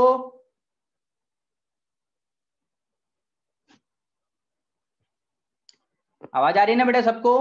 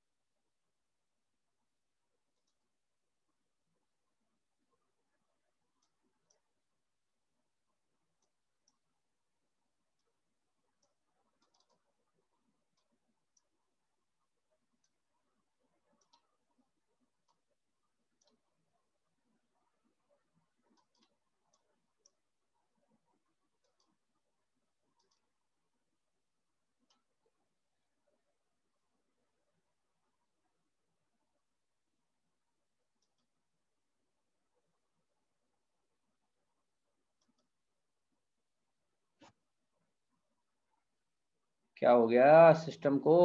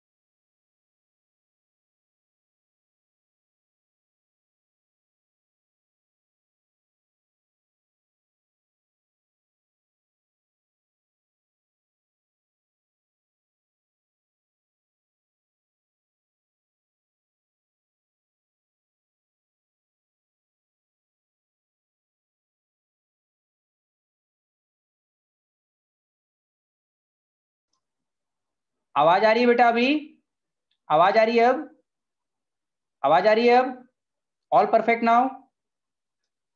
हाँ यार, ऑनलाइन में एक तो 4-5 मिनट ऐसे ही खराब हो जाता है, पता नहीं क्या हो गया था। All perfect right? ओके। आइए, तो हमने क्या बोला बेटा? आरएनए में कितने टाइप के न्यूक्लियोटाइड? 4 टाइप के न्यूक्लियोटाइड। और डीएनए में भी कितने टाइप के न्यूक्लियोटाइड? 4 टाइप के न्यूक्लियोटाइड। ठीक है ना? लेकिन सेल में कितने टाइप के न्यूक्लियोटाइड? सेल में कितने टाइप के न्यूक्लियोटाइड? 8 टाइप के। सेल में तो 8 टाइप का न्यूक्लियोटाइड होगा, लेकिन सेल में कितने टाइप के नाइट्रोजन बेस? 5 टाइप के नाइट्रोजन बेस। ठीक है। अब ये पूछ रहे सर 8 टाइप का ये न्यूक्लियोटाइड कैसे हुआ, देखो ना यहाँ पर बेटा, ये देखो अभी हमने पिछले स्लाइड में देखा था ना, पिछले स्लाइड में ये देखो 4 टाइप का यहाँ पर बनाया ना, अभी 4 टाइप का नाइट्रोजन का ये आरएनए का न्यूक्लियोटाइड, 1 2 3 4, ये चारों आरएनए का ही तो न्यूक्लियोटाइड है, ठीक है ना।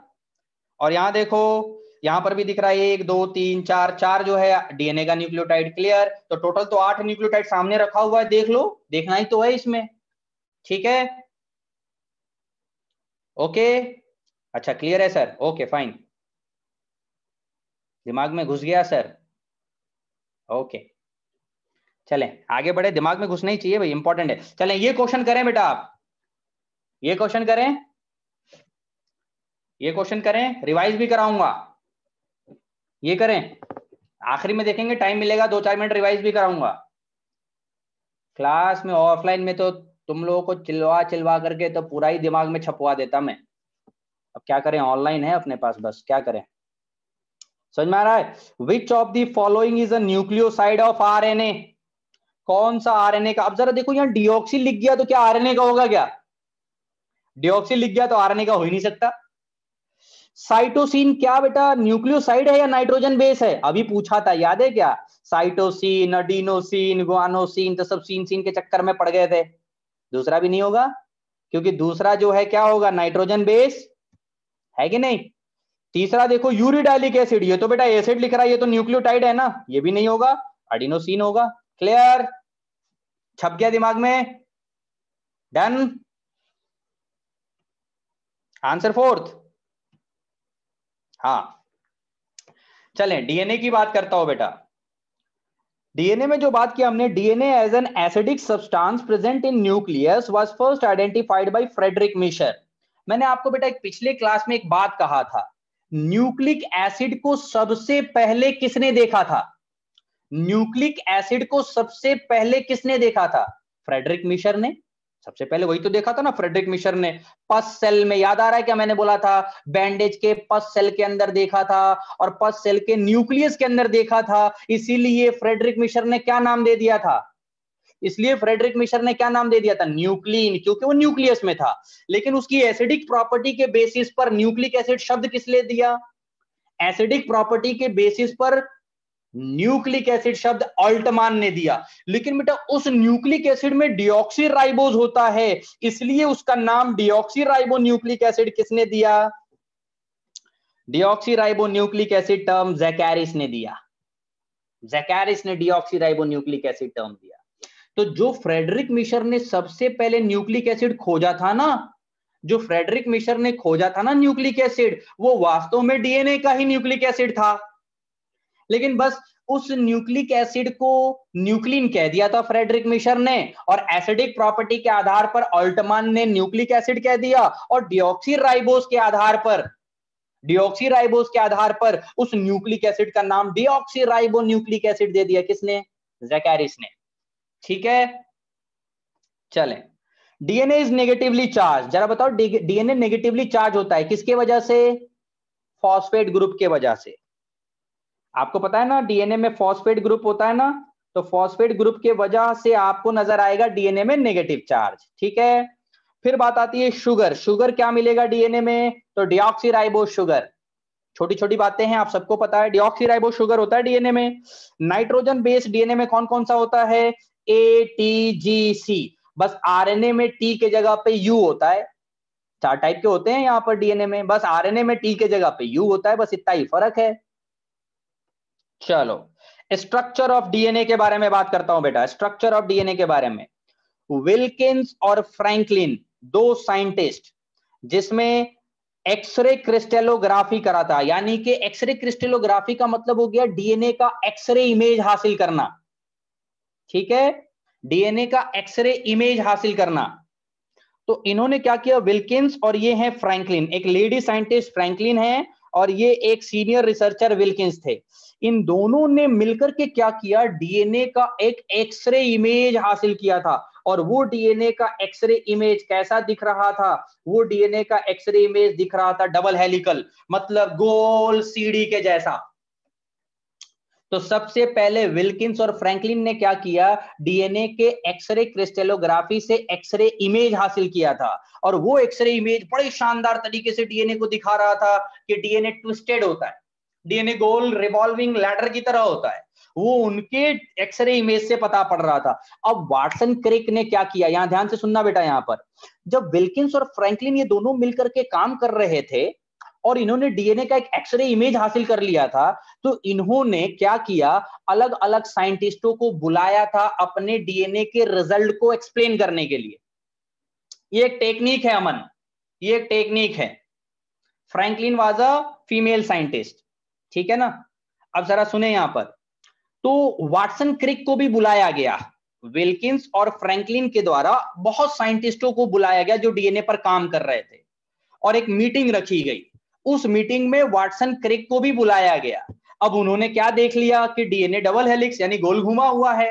वाटसन क्रिक को मजा आ गया, वो ऑलरेडी डीएनए पर काम कर रहे थे, और वाटसन क्रिक को हेल्प मिला डीएनए का 3D स्ट्रक्चर बनाने में, जब वो विल्किंस और फ्रैंकलिन के एक्सरे इमेज को देख लिया था। समझ में आ रही बात? तो विल्किंस और फ्रैंकलिन का भी डीएनए के स्ट्रक्चर के कंट्रीब्यूशन में बेटा बहुत बड़ा कंट्रीब्यूशन है। विल्किंस और फ्रैंकलिन का भी डीएनए के स्ट्रक्चर में बहुत बड़ा कंट्रीब्यूशन है। इन्होंने ही तो एक्सरे इमेज से दिखाया था कि डीएनए ट्विस्टेड होता है, और यही जो है वाटसन क्रिक को भी बुलाया गया और भी साइंटिस्टों को बुलाया गया। तो वाटसन क्रिक ऑलरेडी काम कर रहे थे, तो उनको लगा कि अच्छा ऐसा है, डीएनए इस तरह से होता है जो कि विल्किंस और फ्रैंकलिन बता रहे हैं। तो फिर थोड़ा और काम किया वाटसन और क्रिक ने, और एक सही डीएनए के 3D स्ट्रक्चर के साथ वाटसन और क्रिक आए डीएनए के साथ। थोड़ा और बातचीत करेंगे अपन आगे। जैसे वाटसन क्रिक ने क्या दिया, डबल हेलिक्स मॉडल, कौन सी ईयर में, 1953 में। 1953 में वाटसन क्रिक ने किसका हेल्प लिया था, हेल्प लिया था x ray image of Wilkins and Franklin. इनके एक्सरे इमेज का हेल्प लिया, और हेल्प लेकर के डीएनए का original 3D model, double helix model, एक 3D मॉडल या डबल हेलिक्स मॉडल सन 1953 में वाटसन क्रिक के द्वारा तैयार किया गया। ठीक है, हाँ बेटा इंपॉर्टेंट है, जो साइंटिस्ट के नाम यहां पर अपन बता रहे हैं, वाटसन क्रिक तो है ही बड़े इंपॉर्टेंट, और जो नाम एक और ध्यान रखना है वो मैं आपको बता रहा हूं। इसमें क्या हुआ कि आपको ये पॉइंट ध्यान रखना है, वाटसन क्रिक तो खैर सबको याद रहता है, छोटी क्लास से सुनते आते हो कि डीएनए किसने किया था, डीएनए किसने स्ट्रक्चर बनाया था, double helix model, Watson Crick. Double helix model किसने बनाया था, वाटसन क्रिक, है ना। ये याद रखना है कि वाटसन क्रिक और Wilkins were awarded by Nobel prize in 1962। Watson Crick और विल्किंस को सन 1962 में डीएनए के लिए मिला था नोबेल प्राइज। अब सवाल देखो, कितने सारे यहां पर चिपकाने लग गए, सर फ्रैंकलिन को क्यों नहीं मिला, फ्रैंकलिन को क्यों नहीं मिला। सुने यहां पर, फ्रैंकलिन जिस समय यहां पर 1962 में अवार्ड दिया जा रहा था, तो 1962 में फ्रैंकलिन का डेथ हो गया था। जो फ्रैंकलिन थी इनका डेथ हो गया था 1962 में, इसलिए वो अवार्ड को शेयर नहीं कर पाई। ठीक है ना।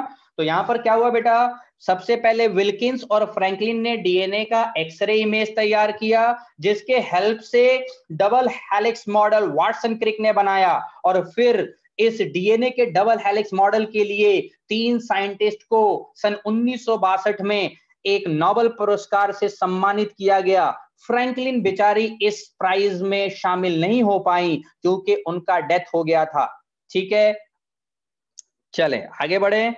Structure of DNA remained elusive for a very long period of time. DNA का स्ट्रक्चर बड़े लंबे समय तक छुपा रहा, इल्यूसिव रहा। इल्यूसिव मतलब छुपा रहा, धुंधला रहा, है ना। लेकिन ये क्यों, ये इसलिए क्योंकि बेटा क्या था यहां पर, इसलिए ये रिजल्ट जो है डीएनए का स्ट्रक्चर छुपा रहा क्योंकि टेक्निकल लिमिटेशन था। अब एक्सरे इमेज जो है जब आया, तो जभी तो वाटसन क्रिक को पता पड़ा कि डीएनए जो है गोल घूमे हुए सीढ़ी के जैसा होता है। अगर एक्सरे टेक्नोलॉजी नहीं आया होता तो शायद हम अब भी जो है डीएनए के स्ट्रक्चर को बता ही नहीं पाते। तो यहाँ पर फ्रैंकलिन और विल्किन का बहुत बड़ा कंट्रीब्यूशन था। एक्सरे इमेज तैयार किया था डीएनए का, जिससे वाटसन क्रिक को पता पड़ा 3D हेलिक्स मॉडल होता है, गोल घूमे हुए सीढ़ी के जैसा। तो structure of DNA remained elusive for a long period of time due to technical limitation. X ray वगैरह अभी बहुत अच्छे पहले नहीं आए थे, लेकिन बाद में एक्सरे के वजह से विल्किंस और फ्रैंकलिन ने डीएनए के डबल हेलिक्स स्ट्रक्चर जो है एक्सरे इमेज से शो किया था, और उसी स्ट्रक्चर को एक्सरे इमेज का हासिल करते हुए वाटसन क्रिक ने 3D मॉडल बनाया। क्लियर? साइंटिस्ट के नाम है, और तो कुछ खास नहीं है इसमें। किसने 3D मॉडल दिया? डबल हेलिक्स मॉडल किसने दिया? सवाल ये बनता है। सवाल क्या बनता है पूछता हूं, किसने 3D मॉडल या डबल हेलिक्स मॉडल दिया? वाटसन और क्रिक। किनको किनको नोबेल प्राइज मिला? किनको किनको नोबेल प्राइज मिला? वाटसन, क्रिक, विल्किंस। बस फ्रैंकलिन को नहीं मिल पाया था। रीजन आपको पता है फ्रैंकलिन को क्यों नहीं मिला। फिर बात आती है स्ट्रक्चर ऑफ डीएनए बहुत लंबे समय तक छुपा रहा। क्यों छुपा रहा? क्योंकि टेक्निकल लिमिटेशन थे। आपको पता है साइंस जैसे जैसे आगे बढ़ते रहे, वैसे वैसे साइंस में एडवांसमेंट होता गया और चीजों को आप अच्छे से देखते पाए। तो बहुत पहले जो है एक्सरे का कोई कंसेप्ट नहीं था, एक्सरे इमेज का। जब एक्सरे का कंसेप्ट आया इमेज का, तभी जाकर के विल्किंस और फ्रैंकलिन ने एक्सरे इमेज बनाया। तो एक टेक्नोलॉजी आई और एक्सरे इमेज आया, और उससे जो है आरएनए सॉरी डीएनए का स्ट्रक्चर बना। और फिर जो है यहाँ पर विल्किन फ्रैंकलिन ने ये बात को जाहिर किया कि डीएनए जो है गोल घूमे हुए सीढ़ी के जैसा होता है, और इसी के हेल्प से वाटसन क्रिक ने फिर डबल हेलिक्स स्ट्रक्चर बनाया। चलो, मैं डीएनए के डबल हेलिक्स मॉडल बिल्कुल 3D मॉडल बनाता हूं। हालांकि यहाँ पर आपके इस स्लाइड में नहीं डाला हुआ है, लेकिन मैंने एक ब्लैंक स्लाइड डाला हुआ है। थोड़ा टाइम लगेगा, कोई बात नहीं बेटा, मैं एक्स्ट्रा स्लाइड चाहूंगा कि मैं डाल डाल करके आपको समझाऊं, ताकि चीजें आपको बिल्कुल क्लियर हो। ठीक है ना? सुने आप बात को। ये है बेटा यहाँ पर एक न्यूक्लियोटाइड। ये है बेटा पहला, दूसरा, तीसरा, चौथा कार्बन। आपको पता है बेटा पहले कार्बन पर बेस अटैच होता है, नाइट्रोजन बेस। और ये है यहाँ पर कार्बन फिफ्थ, और फिफ्थ से यहाँ पर फॉस्फेट ग्रुप अटैच होता है ना? अब जरा बताओ यहाँ पर जो फिफ्थ कार्बन से जो अटैच होता है, जरा बताओ यहाँ पर ये जो बॉन्ड है, इस बॉन्ड को क्या नाम दोगे? Phosphor ester bond, phospho ester bond. और अब जरा देखो, ये है बेटा मान लो दूसरा न्यूक्लियोटाइड। और मैंने क्या कहा था, पहले न्यूक्लियोटाइड और दूसरे न्यूक्लियोटाइड में अगर कंपेयर करेंगे, तो पहले न्यूक्लियोटाइड, ये पहला कार्बन, दूसरा, तीसरा, चौथा, पहले नंबर लिख लेता हूं और फिर यहां से बेस कनेक्ट कर देता हूं। ठीक है, अब जरा देखो, मैंने क्या बोला था, पहले न्यूक्लियोटाइड के थर्ड कार्बन और दूसरे न्यूक्लियोटाइड के फिफ्थ कार्बन के बीच में बॉन्ड बनता है। तो जरा देखो, फॉस्फोडाइएस्टर बॉन्ड का डायरेक्शन क्या हो गया? ये है 3 कार्बन और ये है फिफ्थ कार्बन। तो फॉस्फोडाइएस्टर बॉन्ड का डायरेक्शन क्या हो गया? 3 to 5, 3 to 5 हो गया ना? ठीक है। और ये तो पहले से ही एक बॉन्ड था जिसको कह दिया फॉस्फोईस्टर। और ये जरा देखो, यहाँ पर एक और अभी सिंथेसिस हुआ था, इसको कह दिया बेटा फॉस्फोईस्टर। और इन दोनों को मिला करके हम क्या कह देंगे? फॉस्फोडाइएस्टर। ठीक है ना? Phosphodiester bond. ठीक है बेटा। अब जरा देखो यहां पर, अब इधर तो फ्री OH ग्रुप होगा ना, फ्री OH ग्रुप। इसी तरह से एक और न्यूक्लियोटाइड चाहे तो मैं जोड़ सकता हूं। और हमेशा जो भी नया न्यूक्लियोटाइड आएगा उसका कौन सा ग्रुप यूज होगा बेटा? जो नया न्यूक्लियोटाइड आएगा उसका कौन सा ग्रुप यूज होगा बेटा?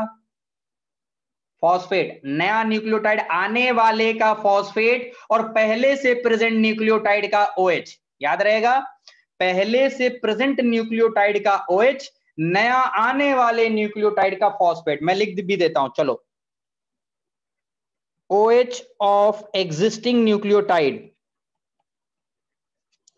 3 OH of existing nucleotide reacts with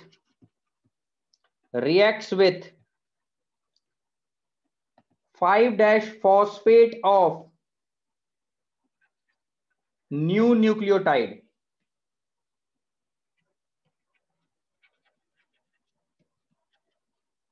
to form phosphodiester bond।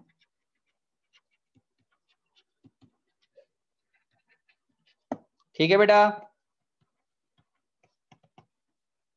ठीक है? कोई डाउट है यहां पर? All clear? मैं लिख दिया, सोचा आप भूल भी जाओ तो क्या मतलब है आपकी, इसलिए अपन लिख दिए। क्लियर है ना? अब जरा देखो, मैंने 2 ही न्यूक्लियोटाइड जोड़ा है, चाहूं तो एक और नया न्यूक्लियोटाइड जोड़ सकता हूं, तीसरा भी जोड़ सकता हूं, चाहूं तो चौथा न्यूक्लियोटाइड भी जोड़ देता हूं, लेकिन मैं यहाँ पर 2 ही न्यूक्लियोटाइड से भी समझा रहा हूं। अब जरा देखें यहाँ पर बेटा, इसके सामने क्या होता है, डीएनए जो होता है जनरली, डीएनए जो होता है वो जनरली डबल स्ट्रैंडेड होता है। DNA is generally double stranded, RNA is generally single stranded. केवल एक वायरस के नेग्लेक्ट कर दिया जाए, केवल एक वायरस को नेग्लेक्ट कर दे, वायरस में आपको पता है बेटा सिंगल स्ट्रैंडेड आरएनए भी हो सकता है, डबल स्ट्रैंडेड आरएनए भी हो सकता है, सिंगल स्ट्रैंडेड डीएनए भी हो सकता है, डबल स्ट्रैंडेड डीएनए भी हो सकता है। तो वायरस में तो कुछ भी मिल सकते हैं। एक वायरस को अगर हम छोड़ दे, जोकर ऑफ द बायोलॉजी आप सबको पता है, अगर उस जोकर को छोड़ दे, वायरस को छोड़ दे, वायरस को खाली छोड़ दे, तो generally DNA is double stranded और आरएनए इज सिंगल स्ट्रैंडेड। मतलब एक ही चैन होगा आरएनए का। हाँ, जोकर इज माइकोप्लाज्मा, करेक्ट, क्योंकि वो अपना शेप चेंज करता रहता है। याद है आपको? Joker of the biology is the, नहीं नहीं नहीं नहीं, इसको नहीं कहते जोकर, जोकर तो कहते हैं माइकोप्लाज्मा, वो शेप चेंज करता रहता है ना अलग अलग। प्लांट डाइवर्सिटी में पढ़ा होगा ना भाई, प्लांट डाइवर्सिटी में पढ़ा होगा, वो बढ़िया अपने प्लियोमॉर्फिक होता है ना, बहुत सारे शेप चेंज करता रहता है प्लांट डाइवर्सिटी में। हाँ चलो, अपने तो इधर काम की बात करें बेटा, आ जाइए आ जाइए, पीपीएलओ वगैरह सब पढ़ा होगा, सबको याद होगा, है ना? चले, अब यहां पर क्या होता है, डीएनए तो 2 स्ट्रैंड का बना होता है। अब जरा चीज देखना यहां पर बेटा, क्या होता है यहां पर, ये फर्स्ट कार्बन, ये सेकेंड, ये थर्ड, ये फोर्थ, और यहां पर रहा नाइट्रोजन बेस, और नाइट्रोजन बेस और नाइट्रोजन बेस के बीच में बेटा हाइड्रोजन बॉन्ड बनता है। नाइट्रोजन बेस और नाइट्रोजन बेस के बीच में हाइड्रोजन बॉन्ड बनता है। Joker of the biology is mycoplasma, plant diversity में पढ़ाया जाता है, पढ़ाया भी जाएगा, नॉट वायरस, ठीक है ना?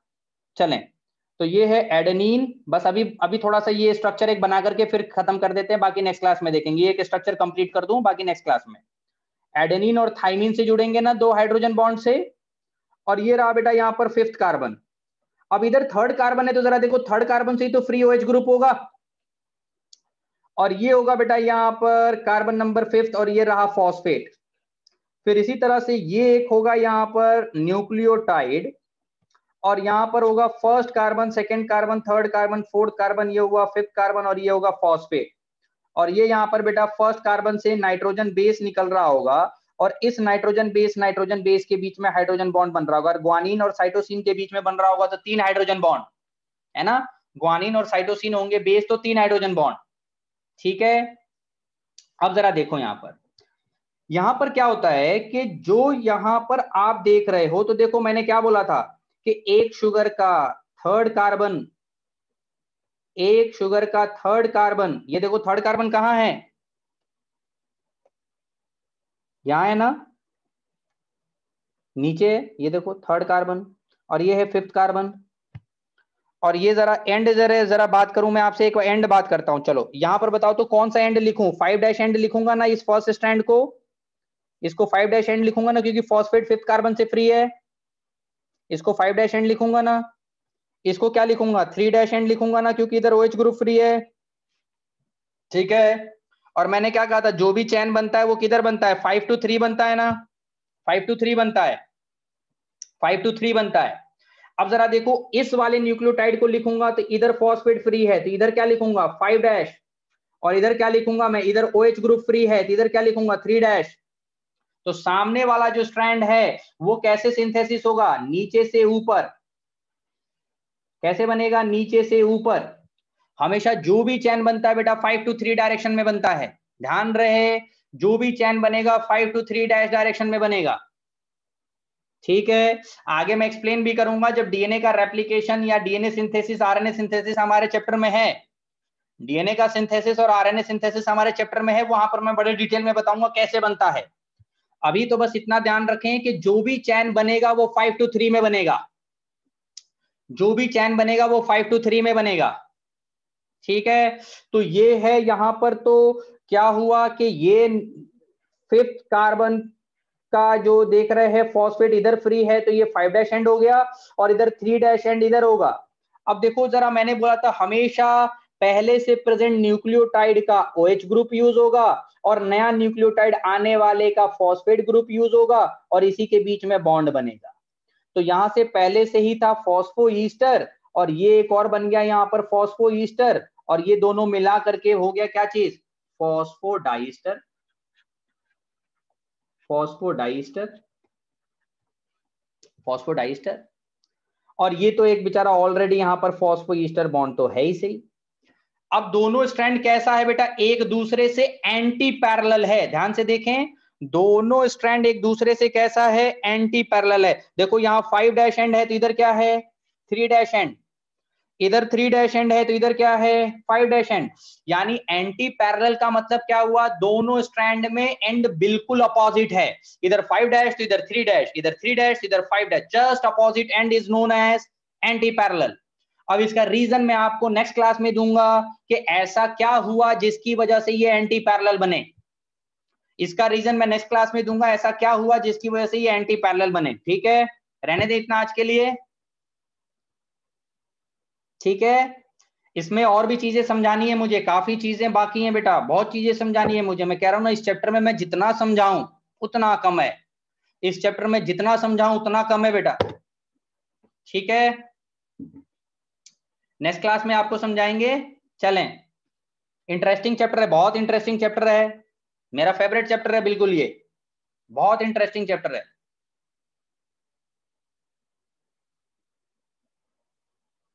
ठीक है बेटा, चलें, बाकी नेक्स्ट क्लास में देखें, नेक्स्ट क्लास में देखें।